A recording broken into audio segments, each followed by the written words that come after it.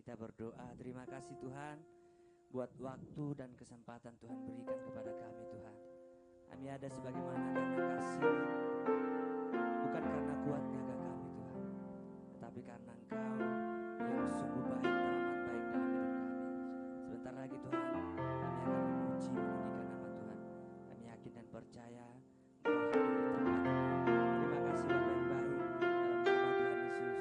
Haleluya. Sekali lagi shalom Bapak Ibu yang dikasihi Tuhan. Shalom. Ada sukacita, amin. Amin. Haleluya saudara, kalau kita memuji Tuhan, kita yakin dan percaya bahwa ada kuasa, ada mujizat di atas pujian ketika kita memuji, meninggikan nama Tuhan. Mari saudara makin berdiri, kita mau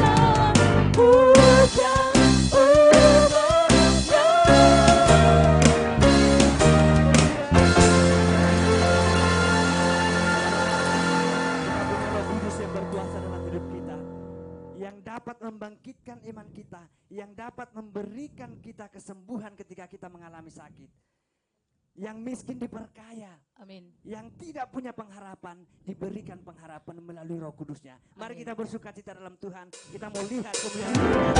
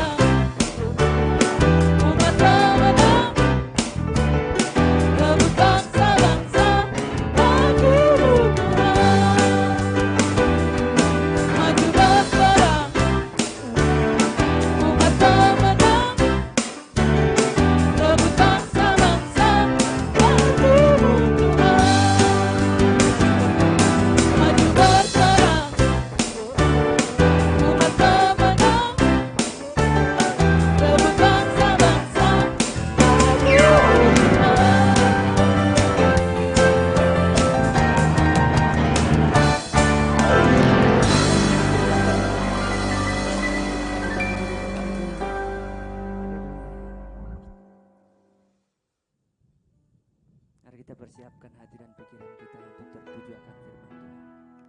Kita mau menikmati hadirat Tuhan. Kita tahu bahwa pengorbanan Tuhan melalui darahnya yang telah dicurahkan dalam hidup kita.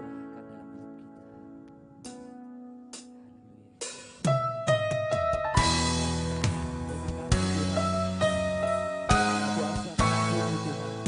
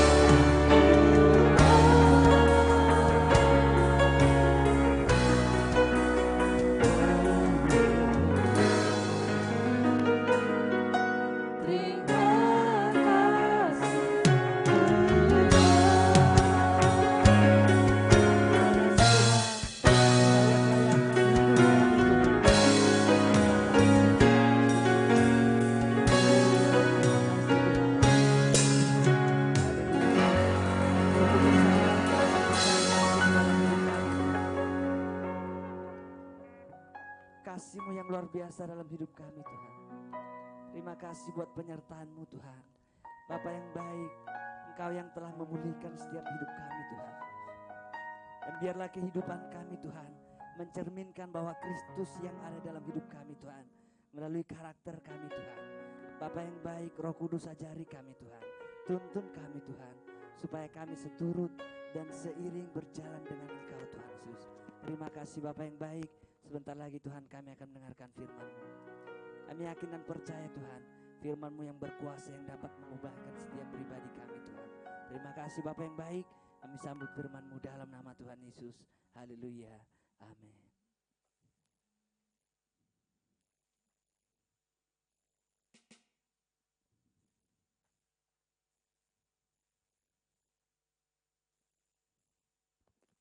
Shalom saudara. Shalom. Saudara merasa diberkati Tuhan pada siang hari ini? Amin. Ya saudara, siang hari ini kita akan berbicara mengenai firman Tuhan yang berjudul The Path of Victory atau Jalan kepada Kemenangan. Nah, kita akan melihat firman Tuhan pertama yang ada di dalam 2 Tawarikh 20 ayat yang ke-1 sampai dengan ayat yang ke-22. Tapi kita akan melihat bagian per bagian saudara. Saya akan bacakan terlebih dahulu untuk kita bisa melihat secara kontekstual. Kalau kita lihat perikop dari ini atau judul dari perikop ayat yang akan kita baca ini berjudul Kemenangan atas Moab dan Amon akhir pemerintahan Yosafat. Nah, saya akan bacakan dari ayat pertama. Dikatakan setelah itu Bani Moab dan Bani Amon datang berperang melawan Yosafat bersama-sama sepasukan orang Meunim. Datanglah orang memberitahukan kepada Yosafat, suatu laskar yang besar datang dari seberang laut Asin dari Edom menyerang tuanku. Sedangkan mereka di Hazezon Tamar, yakni Engedi. Yosafat menjadi takut lalu mengambil keputusan untuk mencari Tuhan. Ia menyerukan kepada seluruh Yehuda supaya berpuasa. Ayat keempat. Dan Yehuda berkumpul untuk meminta pertolongan pada Tuhan. Mereka datang dari semua kota dari Yehuda untuk mencari Tuhan. Lalu Yosafat berdiri di tengah-tengah jemaah Yehuda dan Yerusalem di rumah Tuhan dan di muka pelataran yang baru. Dan ia berkata, ya Tuhan Allah nenek moyang kami, bukankah Engkau Allah di dalam sorga? Bukankah Engkau memerintah atas segenap kerajaan bangsa? Kuasa dan keperkasaan ada di dalam tangan-Mu, sehingga tidak ada orang yang dapat bertahan melawan Engkau. Ayat 7. Bukankah Engkau Allah kami yang menghalau penduduk tanah ini dari depan umat-Mu Israel dan memberikan kepada mereka keturunan Abraham sahabat-Mu itu untuk selama-lamanya. Lalu mereka mendiami tanah itu dan mendirikan bagi-Mu tempat kudus untuk nama-Mu. Kata mereka, bila sesuatu malapetaka menimpa kami, yakni pedang, penghukuman, sakit sampar atau kelaparan, kami akan berdiri di muka rumah ini di hadapan-Mu, karena nama-Mu tinggal di dalam rumah ini, dan kami akan berseru kepada nama-Mu di dalam kesesakan kami, sampai Engkau mendengar dan menyelamatkan kami. Sekarang lihatlah Bani Amon, Moab, dan orang-orang dari pegunungan Seir ini, ketika orang Israel datang ke tanah Mesir, mereka melarang mereka untuk memasuki negerinya. Oleh sebab itu mereka menjauhi dan tidak memusnahkannya. Lihatlah sebagai pembalasan mereka datang mengusir kami dari tanah milik kami yang telah Engkau wariskan kepada kami. Ayat 12. Ya Allah kami, tidakkah Engkau akan menghukum mereka karena kami tidak mempunyai kekuatan untuk menghadapi laskar yang besar ini yang datang untuk menyerang kami, dan kami tidak tahu apa yang harus kami lakukan, tetapi mata kami tertuju kepadamu. Nah, ayat 12 ini saudara, saya mencoba mencari terjemahan yang lain saudara. Di firman Tuhan dikatakan di dalam terjemahan New International Version saudara, dia bilang, our God, will you not judge them? Artinya, Allah kami, tidakkah Engkau akan menaruh penghakiman atas mereka. Nah, kalau kita melihat konteksnya saudara, bagaimana firman Tuhan ini berbicara mengenai beberapa hal. Yang pertama, bagaimana menarik cara dia berdoa ya. Dia berkata, bagaimana Engkau kami tidak memiliki kekuatan. Nah, salah satu hal yang kita pelajari dari firman Tuhan ini yaitu bagaimana Yosafat ini adalah seseorang yang percaya kepada Tuhan. Dan dia tidak mengandalkan kekuatannya sendiri. Kita bisa melihat firman Tuhan menyatakan di sini saudara, di ayat yang ke-12.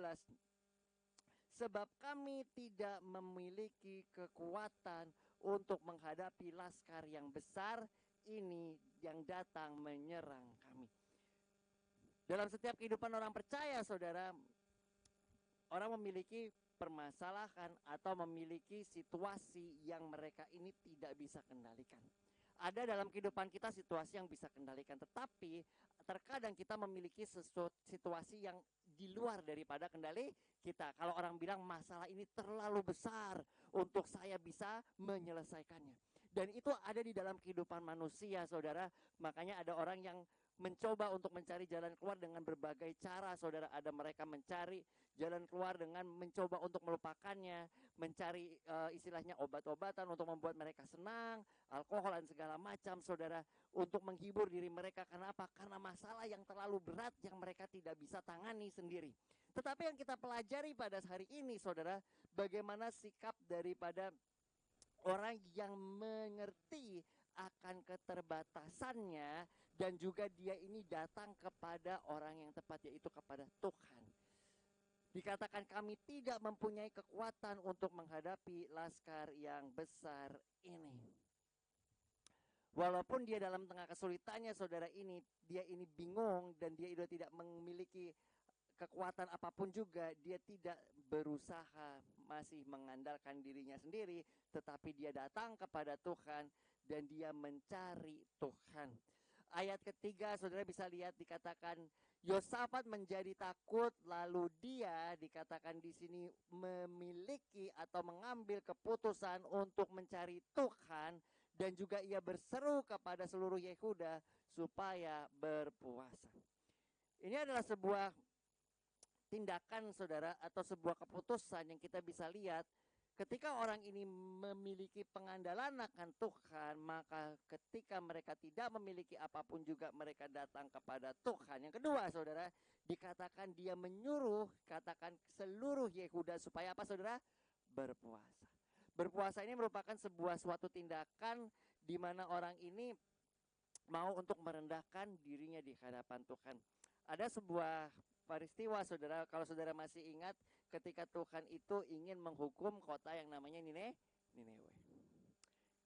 Firman Tuhan menyatakan bahwa kota ini akan aku hancurkan oleh karena perbuatan mereka, oleh karena dosa mereka yang sangat-sangat istilahnya besar yang sudah sampai ke langit. Dan ketika Yunus mengucapkan, saudara, apa yang Tuhan ingin lakukan, firman Tuhan berkata bahwa seluruh isi kota itu merendahkan diri di hadapan Tuhan. Mereka menyerukan supaya mengadakan doa dan puasa, bukan hanya untuk manusia, bahkan untuk hewan-hewan itu mereka juga berpuasa. Nah, kita lihat, saudara, bagaimana kerendahan diri yang dimiliki oleh Yosafat ini menggerakkan hati Tuhan. Dan saudara bisa lihat ayat keempat, Yehuda berkumpul untuk meminta pertolongan daripada Tuhan. Lalu Yosafat berdiri di tengah-tengah jemaah Yehuda dan Yerusalem di rumah Tuhan, di muka pelataran yang baru. Nah, kalau saudara bisa melihat bagaimana kehidupan kita ini memiliki sebuah tantangan atau sebuah permasalahan yang terkadang ini kita tidak bisa tangani. Dan kalau kita lihat apakah kehidupan yang Tuhan itu inginkan untuk kita miliki, ketika kita menghadapi sebuah hal yang lebih besar daripada kemampuan kita, bahkan dalam segala sesuatu Tuhan bilang untuk kita mengandalkan siapa, saudara? Tuhan. Firman Tuhan berkata, terkutuklah orang yang mengandalkan kekuatannya sendiri. Di sini kita bisa melihat di ayat ke-13, saudara. Sementara itu seluruh Yehuda berdiri di hadapan Tuhan, juga segenap keluarga mereka dengan istri dan anak-anak mereka. Mereka bersatu, saudara, untuk datang kepada Tuhan. Kita bisa lihat di dalam kitab Mazmur 56 ayat yang keempat. Ini berbicara mengenai sikap hati, saudara. Pemazmur ini berkata, waktu aku takut, aku ini menjadi percaya kepadamu. Di tengah permasalahan, mereka semua datang kepada Tuhan. Dia tidak berkata aku tidak pernah takut, tapi dia mengatakan bahwa di dalam ketakutan aku mencari Tuhan. Yang kedua, saudara, iman yang dia miliki ini memiliki kejujuran di hadapan Tuhan. Dia menyadari bahwa dia memiliki keterbatasan dan dia berkata kepada Tuhan, kami tidak memiliki kekuatan. Dan firman Tuhan berkata, saudara, bahwa Tuhan Yesus sendiri berkata bahwa di luar Dia kita tidak dapat melakukan apapun juga. Kenapa saudara? Firman Tuhan berkata bukan karena kuat dan bukan karena gagah, tetapi karena rohku, kata Tuhan. Nah, saudara bisa melihat di dalam kitab Yakobus 4, saudara, ayat yang ke-6 dan ayat yang ke-10. Ayat ke-6 berkata seperti ini, Allah menentang orang yang congkak, tetapi mengasihani orang yang rendah hati. Apakah yang dimaksud dengan kerendahan hati, saudara? Kerendahan hati kita menyadari bahwa kita tidak memiliki kesanggupan. Mungkin saudara bisa berkata, well, saya masih punya kekuatan. Kalau kita mau melihat balik, saudara, firman Tuhan berkata bahwa kesempatan, kekuatan yang kita miliki ini adalah berasal daripada siapa, saudara? Tuhan. Makanya kalau saudara lihat, berkali-kali Tuhan berbicara kepada bangsa Israel. Tuhan bilang, aku menguji kamu selama 40 tahun di tanah Mesir itu supaya kamu tidak menyombongkan diri dan berkata, dengan kekuatanku inilah, dengan keperkasaanku inilah aku bisa menggapai semuanya itu. Tetapi karena Tuhan yang memberikan kemampuan.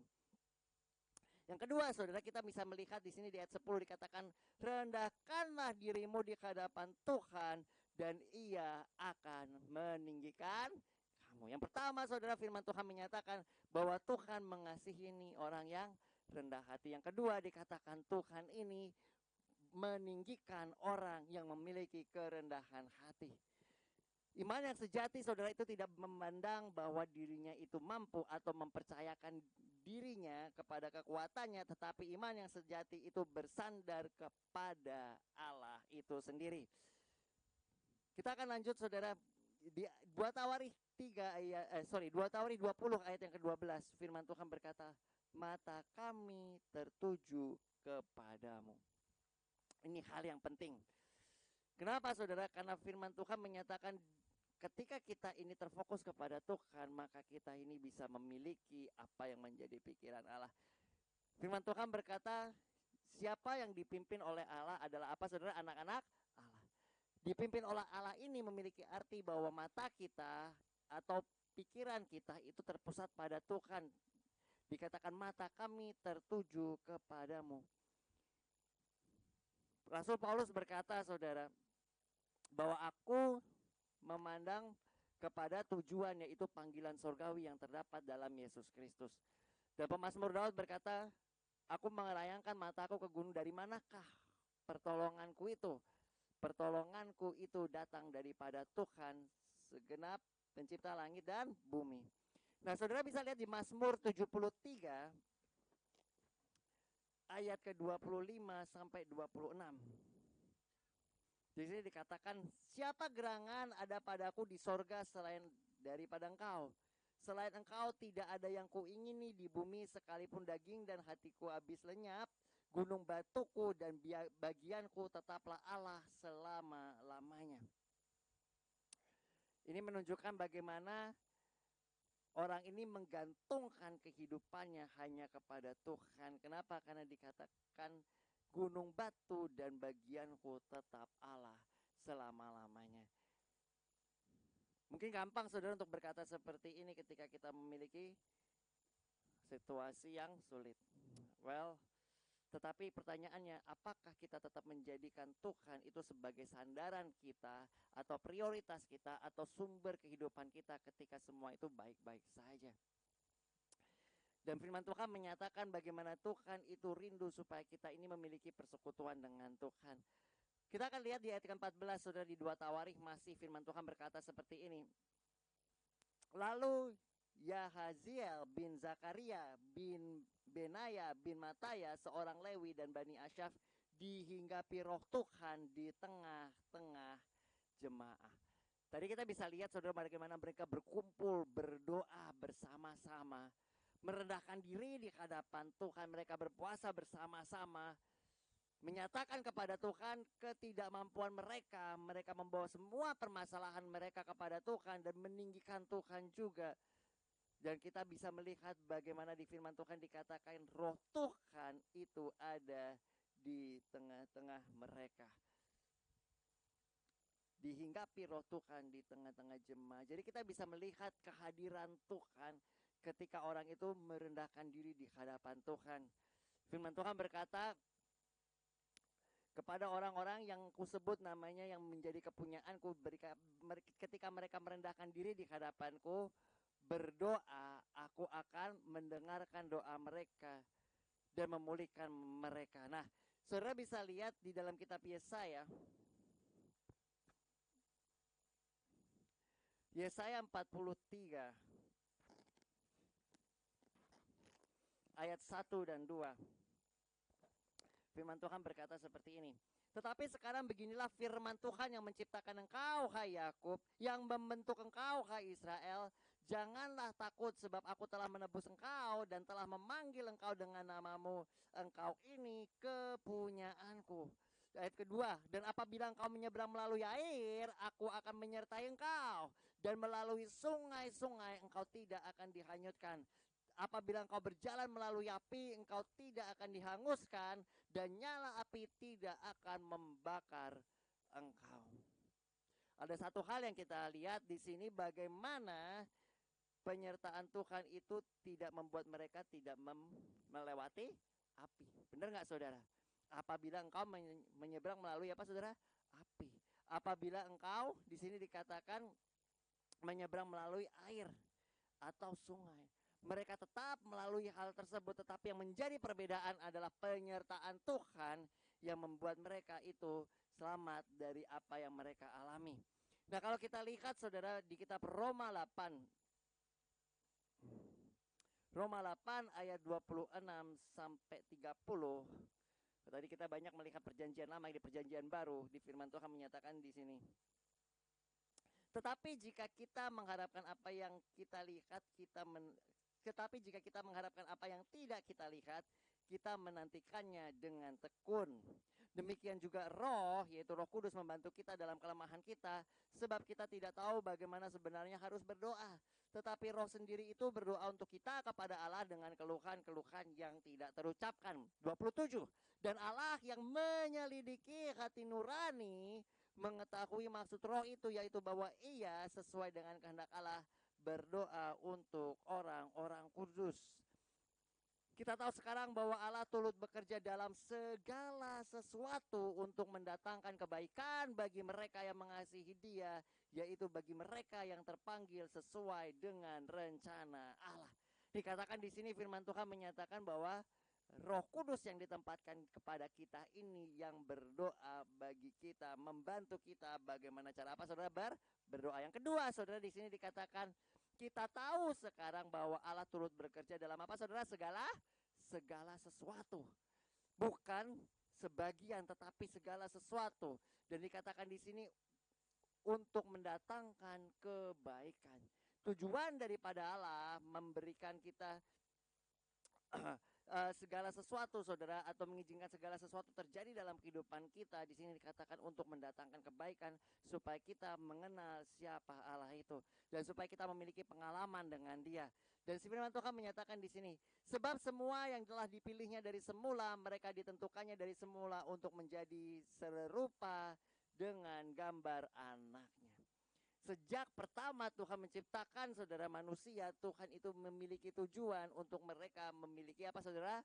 Rupa dan gambarnya. Masih ingat saudara dalam kitab Kejadian, Tuhan berkata, marilah kita menjadikan manusia sesuai dengan rupa dan gambar kita. Dan di sini firman Tuhan menyatakan hal yang sama. Kita yang memiliki Roh Kudus, firman Tuhan menyatakan kita dipilih, ditentukan untuk menjadi serupa dengan gambaran anaknya, yaitu menjadi yang sulung dari banyak saudaranya. Dan mereka ditentukan dari semula mereka juga dipanggilnya. Dan mereka yang dipanggilnya mereka dibenarkan, dan mereka yang dibenarkan mereka dimuliakannya. Nah, kalau kita melihat akan hal ini, kita bisa melihat perspektif yang baru dalam kehidupan kita. Bagaimana Tuhan memberikan kita panggilan saudara ini untuk menjadi apa saudara? Serupa dengan Dia. Saya akan lanjutkan saudara. Di ayat yang ke-15 di 2 Tawarikh 20. Lanjutannya dari tadi kan kita lihat di ayat 14 tadi bagaimana dia roh Tuhan itu hinggap atas dia, dan di sini firman Tuhan, dan berseru, camkanlah hai Yehuda dan penduduk Yerusalem dan tuanku Raja Yosafat, beginilah firman Tuhan kepada kamu, janganlah kamu takut dan terkejut karena laskar yang besar ini, sebab bukan kamu yang akan berperang melainkan Allah.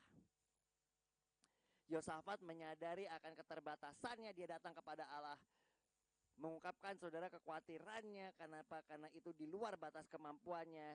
Dan ketika mereka mencari Tuhan, roh Tuhan itu hadir dan menyatakan, dikatakan beginilah firman Tuhan, janganlah kamu takut dan terkejut karena laskar yang besar ini, sebab bukan kamu yang akan berperang, tetapi Allah.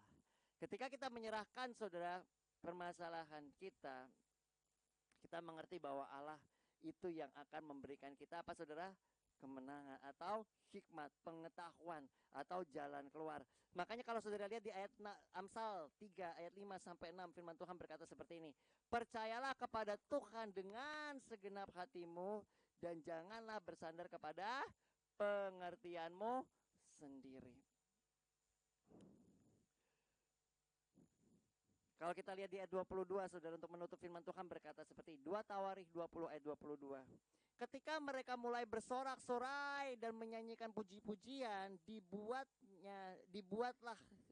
dibuat Tuhanlah penghadangan terhadap Bani Amon dan Moab dan orang-orang dari pegunungan Seir yang hendak menyeberang ke Yehuda, sehingga mereka terpukul kalah.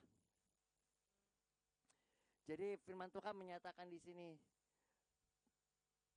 di ayat 21-nya, setelah ia berunding dengan rakyat, ia mengangkat orang akan menyanyikan puji-pujian bagi Tuhan, yang memuji Tuhan dalam pakaian kudus yang semarak waktu mereka keluar di muka-muka orang bersenjata, sambil berkata, nyanyikanlah nyanyian syukur bagi Tuhan, bahwasanya untuk selama-lamanya kasih setianya. Mereka sudah menerima janji Tuhan, saudara, dan mereka ini mempercayai janji Tuhan, sehingga mereka ini dikatakan mengangkat orang-orang untuk menyangkat nyanyian pujian bagi Tuhan dan berkata, nyanyikanlah nyanyian syukur bagi Tuhan, bahwasanya untuk selama-lamanya kasih setianya. Mereka bernyanyi di depan siapa, saudara? Di muka orang-orang bersenjata. Dan di ayat ke-22, ketika mereka mulai bersorak-sorai dan menyanyikan pujian bagi Tuhan, dibuat Tuhan penghadangan terhadap Bani Amon dan Moab, orang-orang dari pergunungan Seir yang hendak menyerang Yehuda, sehingga mereka terpukul kalah. Ini menggenapi dengan apa yang tadi dibaca, saudara. Firman Tuhan menyatakan bagaimana Allah yang akan berperang. Sikap hati ini menentukan bagaimana Allah akan terlibat langsung dalam kehidupan kita. Saudara bisa lihat di ayat 18. Lalu berlututlah Yosafat dengan mukanya sampai ke tanah. Seluruh Yehuda dan penduduk Yerusalem pun sujud di hadapan Tuhan, menyembah kepadanya. Dalam kesulitan yang mereka hadapi, saudara, mereka merendahkan diri. Saudara bisa lihat bagaimana mereka ini berdoa, berpuasa, dan merendahkan diri di hadapan Tuhan. Ayat 19 dikatakan orang Lewi itu dikatakan berdiri dan menyanyikan puji-pujian bagi Tuhan dengan suara sangat nyaring. Ini menunjukkan bahwa penyerahan total mereka kepada Tuhan, yang mau supaya Tuhan itu langsung terlibat atas permasalahan yang mereka hadapi.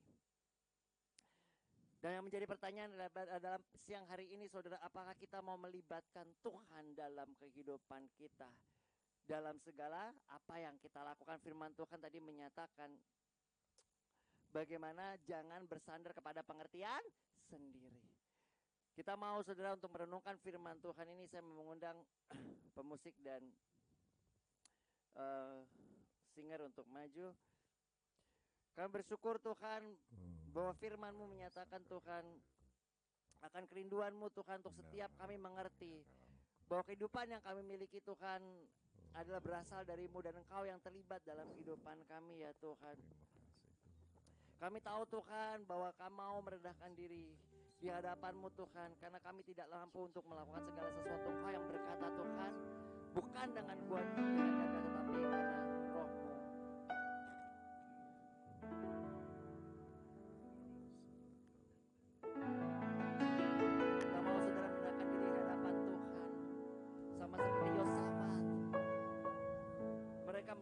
di hadapan Tuhan bersama umat Israel, dan Tuhan yang menyatakan dirinya. Dan saya percaya Tuhan yang sama hadir di dalam pujian dan penyembahan kita.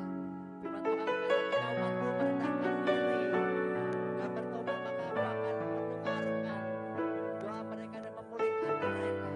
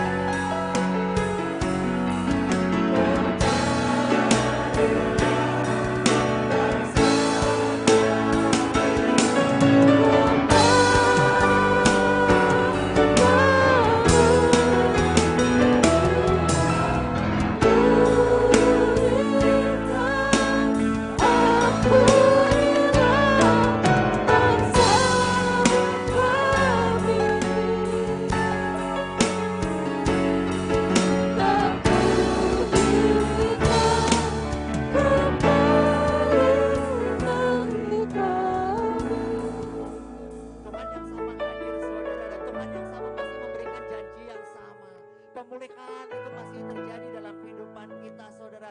Karena tidak ada sesuatu pun yang mustahil bagi Tuhan. Saudara bisa lihat ketika bangsa Israel merendahkan diri, saudara. Berkata Yosafat merendahkan diri, dikatakan bahwa Tuhan hadir dan Tuhan memberikan janjinya, dan Tuhan menyatakan kemuliaannya ketika mereka merendahkan diri, saudara. Pemulihan terjadi, saudara, dalam kehidupan kita, dalam keluarga kita, saudara, dalam pendidikan kita, dalam pekerjaan kita, saudara. Tuhan yang sama masih mengerjakan pekerjaan yang sama. Yang menjadi pertanyaan, apakah kita mau mengandalkan Dia dalam kehidupan kita? Apakah kita mau tidak bersandar pada pemikiran kita sendiri? Apakah kita mau datang kepada Dia? Tuhan mencari, saudara, orang yang ingin untuk datang kepada Dia, menyatakan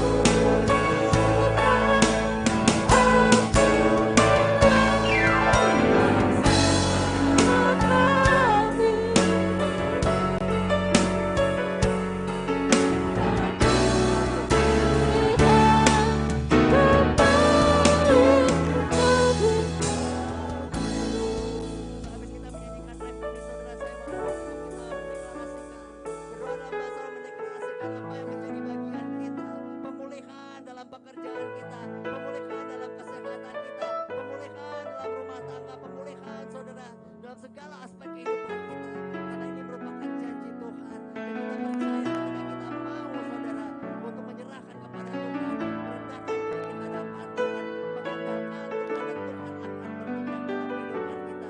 Mari kita nyanyikan Tuhan bolehkah.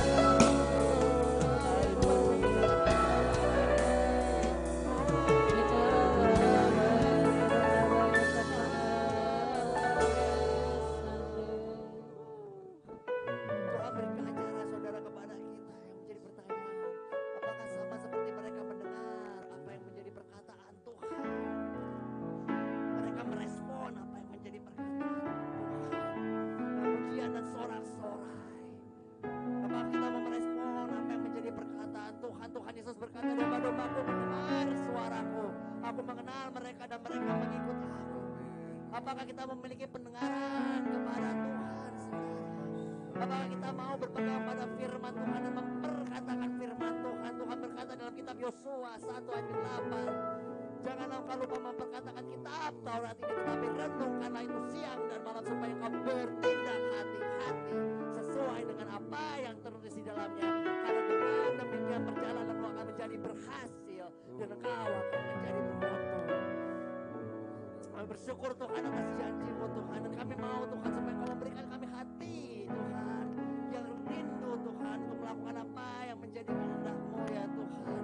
Hati Tuhan yang berpegang pada perintah-Mu Tuhan, pada perkataan-Mu Tuhan, supaya apa yang menjadi perkataan-Mu tetap di dalam kehidupan kami Tuhan, supaya melalui perkataan-Mu kami bisa melihat kemuliaan-Mu, karena firman-Mu adalah berita dalam kehidupan kami dan terang bagi jalan kami ya Tuhan. Terima kasih Tuhan, Kau yang akan terus menuntun setiap langkah kami, langkah demi langkah Tuhan, karena Kau adalah gembala kami yang baik, dan kepada Kau Tuhan kami menaruh pengharapan kami, karena di dalam Engkau Tuhan kami mendapatkan Tuhan kemenangan. Terima kasih Tuhan Yesus, di dalam nama Tuhan Yesus kami berdoa dan mengucap syukur. Haleluya.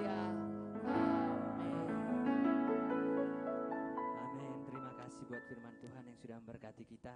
Bapak Ibu, tiba saatnya kita akan mengakhiri ibadah kita. Mari Anda bangkit berdiri. Mari saudara kita bangkit berdiri.